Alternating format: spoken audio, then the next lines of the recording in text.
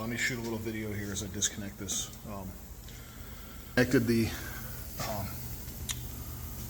PWM sensor, I believe. That is self-explanatory, goes into the back of the hypertherm. The Ethernet cable plugs into that. I've just put that there. I'm also going to disconnect the torch.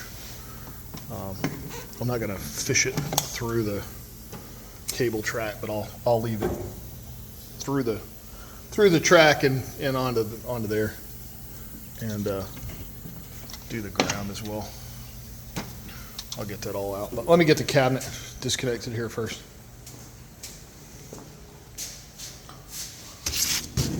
Clean that up. All right. So a little power strip down here. You see that's all the cabling coming in from outside. This little 4-port hub will stay, and it's connected over here, so there's no reason to disconnect it. Really, the 4 motor connections will come off, and then these down here as well, and then this Ethernet connection. So let me undo that. Super high-tech bread ties I used for those. I wasn't sure what we were going to do at first. So there's the 1 port for it, right, in the yellow. So that's out.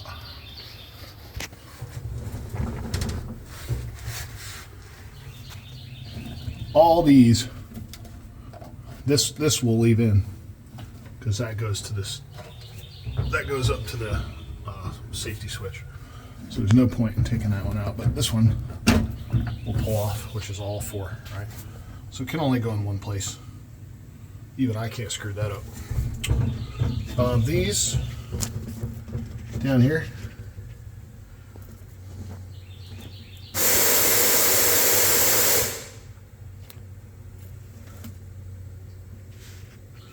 so let me adjust, get down here on the ground and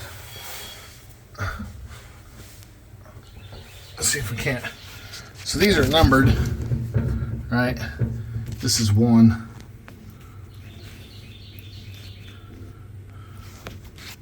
So we'll undo that. Number 1 is the X. Number 2 looks like the Y.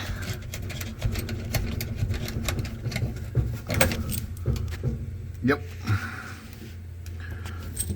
Then number 3 is here, and number 4 is here.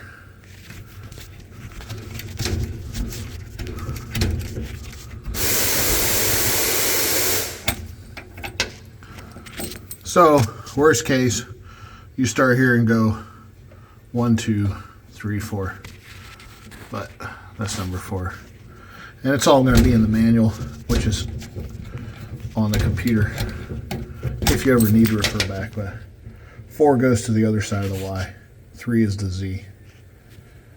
I don't know why they didn't have any better numbers there, but that 1, 2, 3, 4 represents the pins on that. That's not the order that these go in. So remember, 1 is the X, 2 is the Y, 3 is the Z, and 4 is the other Y, because there's 2 Y motors.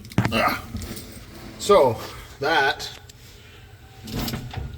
should free up all of these, and then the extension cord that is there.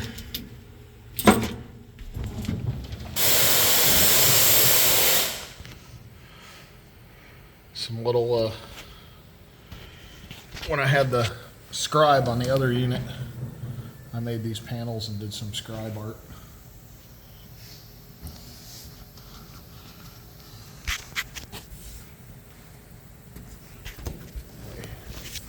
Put this down real quick, sorry.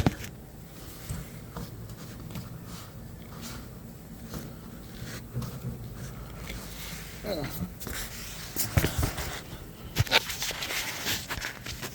don't know how to hold this camera in. Oh, hang on. I do know how.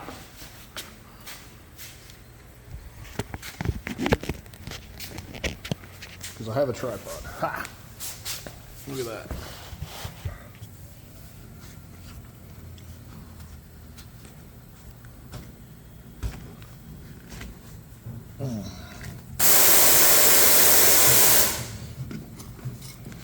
I know this hose screws into this thing. I'm trying not to take this whole bulkhead off, but I guess that's what's going to happen.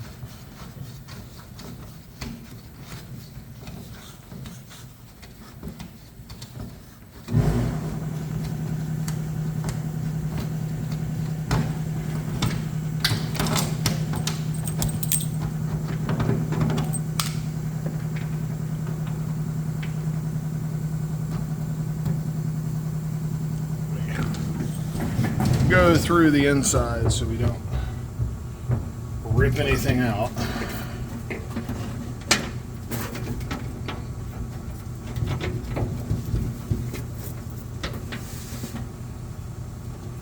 There we go.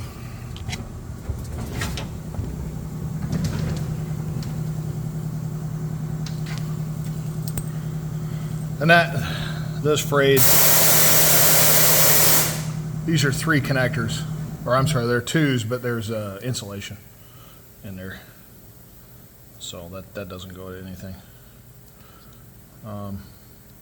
The issue that I had on the Z that I talked about with you on the phone the other day was from the side that's at the motor, and I'll show that to you in a minute. But let me just put. So it doesn't get lost.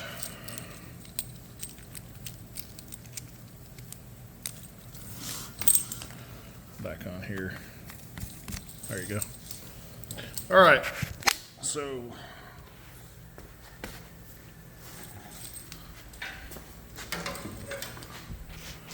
we'll bundle those up. Oh, go around this side.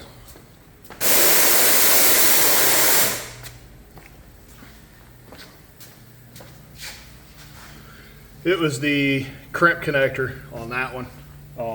It had just, I guess, got corroded to the point where it wasn't making contact. And when I pulled on the connector, the wire just broke. So all I did was, actually it was this one here. It's got the new one on it. That one is fine. You could replace it, but that's the one I put on. I've got a crimper and put a new one on, and works fabulously. So. Really that's it. I'll disconnect the Hypertherm here in just a second from the power. I've got it on a disconnect, and then I'll make sure to put that in on the kiosk and be all set. So I appreciate it, man. I have this thing out, and that's annoying. I'll have it out here in just a minute and be ready for pickup tomorrow. See ya.